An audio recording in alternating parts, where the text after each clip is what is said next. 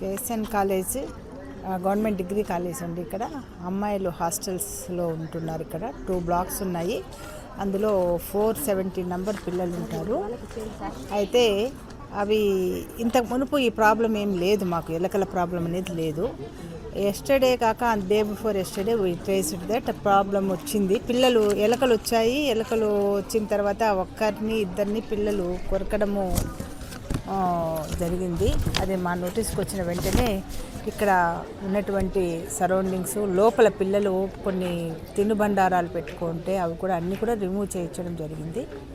ఆ తర్వాత కొరికిన పిల్లలకు నిన్న మార్నింగు గవర్నమెంట్ హాస్పిటల్ తీసుకెళ్ళి అక్కడ రిజిస్టర్ చేయించి వ్యాక్సినేషన్ కూడా వేయించినామండి. పిల్లలు వేసుకోవడానికి ఇష్టపడలేదు. వాళ్ళని కౌన్సిలింగ్ చేసి కంపల్సరీగా ఇది కొంచెం ప్రాబ్లమాటిక్ కాబట్టి ఎలుకలు కొరకడం అన్నది వాళ్ళ హెల్త్ ఇష్యూస్ ఏం రాకుండా ఉండాలనేటువంటి ఉద్దేశంతో వాళ్ళు తీసుకెళ్ళి వేయించడం జరిగింది. ఆ తర్వాత కూడాను మిగతా పరిసరాలన్నీ కూడా ఎందువల్ల వస్తున్నాయి అనేది గమనించితే ఇక్కడ పక్కన సైడ్ డ్రైనేజ్ ఒక కాలువలో వాటర్ పోకుండా, వేస్ట్ వాటర్ పోకుండా మా క్యాంపస్ నుంచి ప్రాబ్లం అయినప్పుడు 2 వీక్స్ బ్యాక్ మేము మున్సిపాలిటీ వాళ్ళకి చెప్పడం జరిగింది. శానిటరీ సెక్రటరీ వచ్చి క్లీన్ చేయడం కూడా జరుగుతుందండి. అది ఇంకా ప్రాసెస్లో ఉంది. సైడ్ కాలువలో ఉండేటువంటి వేస్ట్ చెత్త చెదారం అంతా ఎత్తి వేస్తున్నారు రోడ్డు వైపు ఆర్టీఓ ఆఫీస్కి మా కాలేజీకి మధ్యలో ఉన్నటువంటి కాలువలో. సో మేబీ దానివల్ల కూడా డిస్టర్బ్ అయినవి ఇక్కడికి వచ్చిండవచ్చు. ఇంతకు మునుపు ఇటువంటి సమస్య లేదు. ఈవెన్ కాలేజ్ క్యాంపస్లో కూడా ఎస్టర్డే మేము ట్రేస్ చేసామండి. ఒక ఎలక తిరగడం, పిల్లలు అరవడము జరిగింది. అలాగే ఇక్కడ ఇంకా ఒక చిన్న విషయం ఏమంటే మాకు ఈ క్వాడ్రాంగుల్లో హాస్టల్ క్వాడ్రాంగుల్లో ఒకవైపు అంతా కన్స్ట్రక్షన్ అయింది. ఇంకా 2 వైపులా మాకు కన్స్ట్రక్షను ఇన్కంప్లీట్ మధ్యలో ఉన్నాయన్నమాట. సో ఆ గదుల్లో కూడా కొంత మాకు అది యూస్ఫుల్గా లేదు, ఇప్పుడు లైవ్లో లేవు కాబట్టి అక్కడి నుంచి కూడా ఎలుకలు వచ్చిన అవకాశం ఉందండి.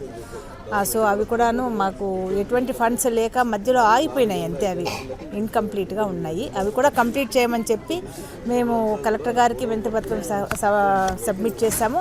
అలాగే ఎంపీ గారిని కూడా కలిసి చెప్తే వారు కూడా బాగా స్పందించి ఒక ఆర్ఓ ప్లాంట్ అలాగే ఒక ఈ ఇన్కంప్లీట్ రూమ్స్ కూడా కంప్లీట్ చేస్తామని చెప్పినారండి. అది కూడా ప్రాసెస్లో ఉందండి. సిపిఓ గారు అందరూ కూడా చూస్తున్నారు. విదిన్ ఫ్యూ డేస్లో మేము మొదలు పెట్టామని కూడా చెప్పడం జరిగింది. అంతలోపల ఇది అనుకోని సంఘటన మాకు జరిగింది.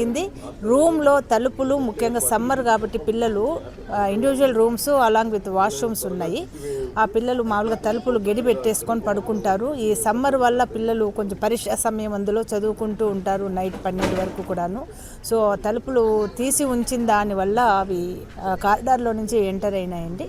దానికి కూడా మిగతా అన్నీ మేము రాత్రి కూడా నిన్న ఈవినింగ్ కూడా మేము ఉండడం జరిగింది. అన్నీ మొత్తం ఇక్కడ పైన ఏదైనా హోల్స్ ఉంటే కూడా అవన్నీ పూడిపించడం జరిగింది. నైట్ ఏమీ మాకు సమస్య లేదండి. పిల్లల దగ్గర నుంచి అది ఇన్ఫర్మేషన్ మా డిప్యూటీ వార్డెన్స్ కంటిన్యూగా రాత్రి ఒక మేడం అయితే 12 వరకు కూడా ఉన్నారండి నైట్ ఉండి ఒకరి తర్వాత ఒకరు ఎక్కడి నుంచి వస్తున్నాయో కూడా గమనించాలి అని మున్సిపాలిటీ వాళ్ళకు కూడా మేము చెప్పదలుచుకున్నామండి. చెప్పాము కూడా ఆల్రెడీ.